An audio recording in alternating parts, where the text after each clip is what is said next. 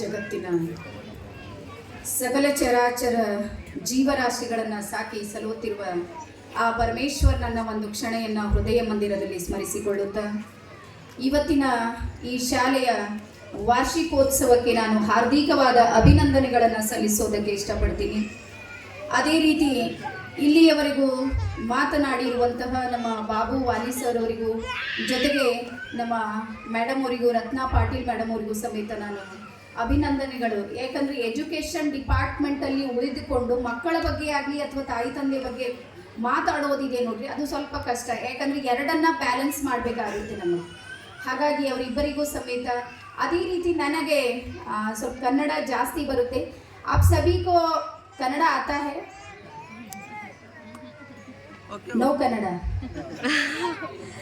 तो मैं कोशिश करूंगी थोड़ा सा हिंदी बोलने का, क्योंकि मेरा जो मातृभाषा है और जो हृदय की भाषा है वो सिर्फ कन्नड़ा है. फिर भी मैं एडजस्ट करने के लिए तैयार हूँ थोड़ा सा हिंदी बोलने के लिए. आप भी एडजस्ट कीजिए. कोई शब्द ऐसे भी हो सकते हैं कि आपके दिमाग में और कुछ हो जाता है और हमारा जो बोल होता है और कुछ हो जाता है, क्योंकि भाषा की जो ये होता है ना वो थोड़ा सा फ़र्क होता है. इसके लिए मैं आपको रिक्वेस्ट करती हूँ कि आप दिल से समझने की कोशिश कीजिए, बस इतना ही.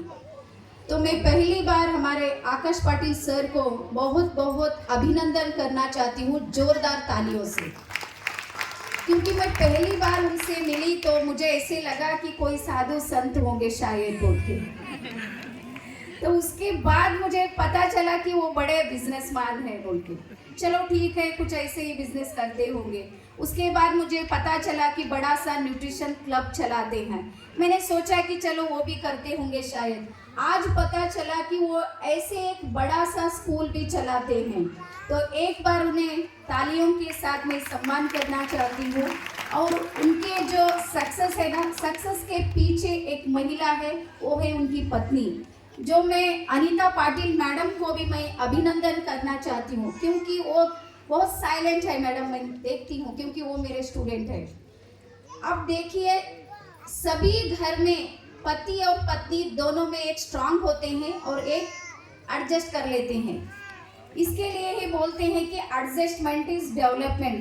अगर जीवन में हमारे एडजस्टमेंट खत्म हो गया तो उसी घर में लड़ाई शुरू होती है.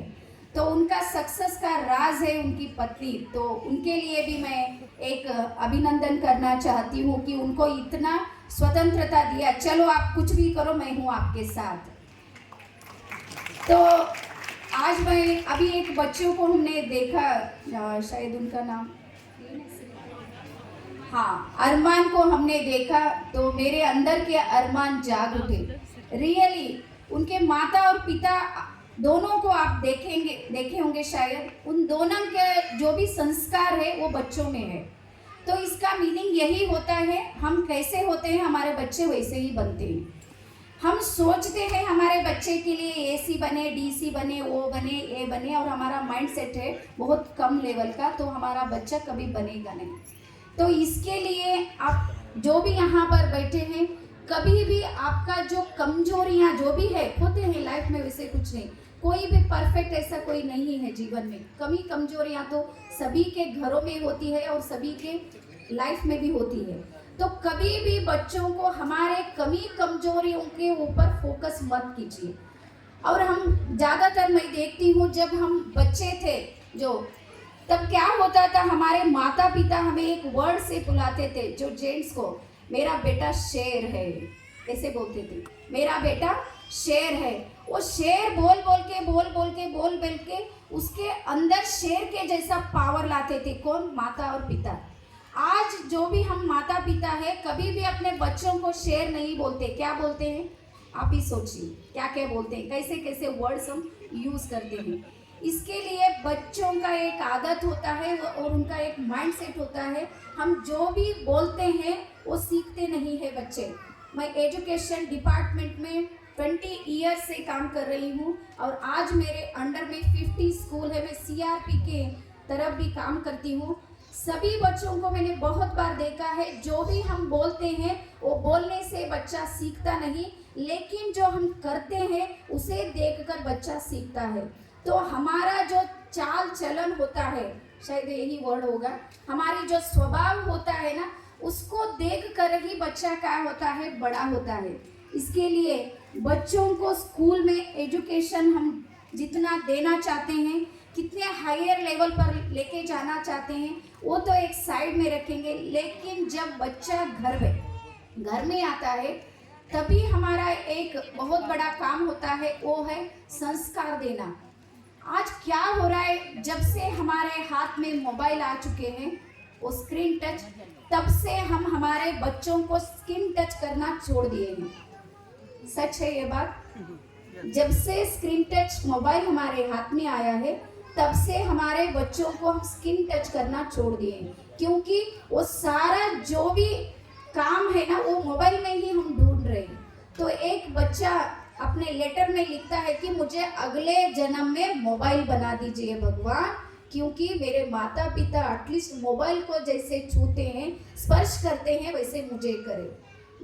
जो बच्चों का जो आंतरिक आवाज़ है ना, वो हमें सुनना है। इसके लिए मैं सारे पेरेंट्स को ये बोलना चाहती हूँ, जब भी बच्चा घर को आता है, 2 मिनट के लिए उसके सर के ऊपर 1 मिनट 2 मिनट हाथ रखिए। और जो भी स्कूल में होता है, बच्चा पूरा भरकर आता है घर को, वैसे खाली कभी नहीं आता। वो स्कूल में जो सीखता है वो आकर आपको बोलना चाहता है, स्कूल में जो डांस किया है उसके बारे में बोलना चाहता है, स्कूल में अगर कुछ झगड़ा हो गया वो भी आपको बोलना चाहता है। लेकिन उसको सुनने के लिए हमें बहुत पेशेंस की ज़रूरत है। लेकिन आज क्या हो गया, माता और पिता दोनों हम ड्यूटी करने लगे हैं, हमारी मजबूरी भी है। एक पेमेंट में कुछ नहीं होता, कुछ भी नहीं होता, ये मैं भी समझती हूँ। इसके लिए दोनों जब काम कर कर थक कर वापस घर को आते हैं, हमारे अंदर इतना पेशेंस नहीं होता कि हमारे बच्चों के सर के ऊपर थोड़ा सा हाथ फेरे। तो मैं एक बात बोलना चाहती हूँ, हमारे जो दोनों हाथ है ना, इसके अंदर बहुत सारा एनर्जी है, स्पिरिचुअल एनर्जी है। जब बच्चों के सर के ऊपर हम हाथ फेरते हैं, तो उसके अंदर का जो भी नेगेटिव एनर्जी होती है, जो भी उसके अंदर जो भी पड़ा हुआ होता है नेगेटिव, वो सारा क्या होता है, आपके प्यार के वजह से वो बाहर चला जाता है। और उसके अंदर आपके लिए बहुत गौरव का भाव, और आपको देखकर वो बहुत क्या बोलते, बहुत प्यार करेगा आपको। मेरे मम्मी मेरे डैडी ऐसे बोलेगा। अभी आप देखिए, जो भी बच्चों को हम देख रहे हैं, एक बच्चा प्रेयर कर रहा था, वो पूरा दोनों आंखें बंद किया था। मैं 100% बोलती हूँ, उनके घर में हर रोज प्रेयर चलता है। इसके वजह से उसे पता है कि जब भी प्रेयर चलता है, आंख बंद करना है। जब ये आंख बंद होंगे, तभी हमारा थर्ड आई ओपन हो जाएगा। तो इसके लिए बच्चों को अच्छा संस्कार दीजिए। और एक बात मैं बोलकर मेरा जो 2 बात है उसको विराम करना चाहती हूँ। दोहे में एक बात आता है, कस्तूरी कुंडली बसे मृग ढूंढे बनमाही, ऐसे घटी घटी में राम है दुनिया देखी नहीं। तो इसका मीनिंग ये है, जो हिरण होता है ना, वो हिरण क्या होता है, उसके गर्भ में ही कस्तूरी नाम का एक बहुत सुगंधित द्रव्य होता है, जो जब भी भागता है उसे उसका ही सुगंध आने शुरू होता है। तब वो सोचता है, मेरे आसपास ऐसा कोई चीज है, वो बहुत सुगंधित है, वो बहुत श्रेष्ठ है, उसे मुझे देखना है, उसे स्पर्श करना है। ऐसे सोचकर वो सारा जीवन भागता है। वो भाग कर थक कर जब भी ठहर जाता है, फिर से उसका श्वास बढ़ते हैं, फिर से उसको सुगंध ज्यादा आता है, फिर से वो सोचता है कि बहुत नजदीक हूँ, जो भी सुगंध आ रहा है बहुत नजदीक हूँ। लास्ट तक उसे पता भी नहीं चलता कि मेरे अंदर ही वो चीज था बहुत बड़ा। उसी तरह से दोहाकार बोलते हैं, हमारे अंदर ही सब कुछ है, हमारे अंदर ही सब कुछ है, लेकिन हम ढूंढ रहे, कहाँ ढूंढ रहे, बाहर ढूंढ रहे। इसके लिए बच्चों को अंदर के जो संस्कार है, जो अच्छाइयाँ है, जो क्या बोलते सच्चाइयाँ है, जो बहुत सहनशीलता, जो भी लाइफ में आता है उसे किस तरह से हमें देखना है, ये सारा जो भी है, अगर हम बच्चों को सिखाए, तभी जाकर हमारा बच्चा स्ट्रांग होगा। बॉडी स्ट्रांग करने की ज़रूरत नहीं, वो स्ट्रांग होगा ही होगा, लेकिन माइंड को स्ट्रांग करे, तभी जाकर बच्चा क्या करेगा, आगे बढ़कर वो बहुत बड़ा मुकाम पर जाएगा। आप देखिए, हमारा सक्सेस कितना बड़ा होता है, हमारा स्ट्रगल भी उतना ही बड़ा होता है।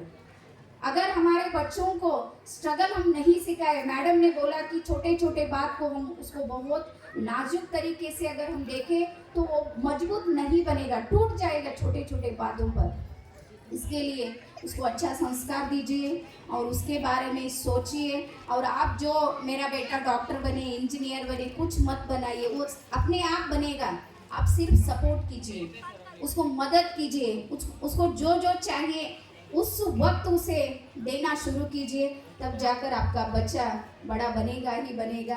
तो इसके लिए मुझे आज एक अवसर मिला और मैं फर्स्ट टाइम रंग मंदिर में हिंदी में स्पीच करी हूँ। शायद वो सही होगा या कुछ इधर इधर होगा, तो एक बार मैं क्षमा मांगते हुए मेरे दो लफ्ज़ को विराम देती हूँ। सभी को मेरा नमस्ते और धन्यवाद।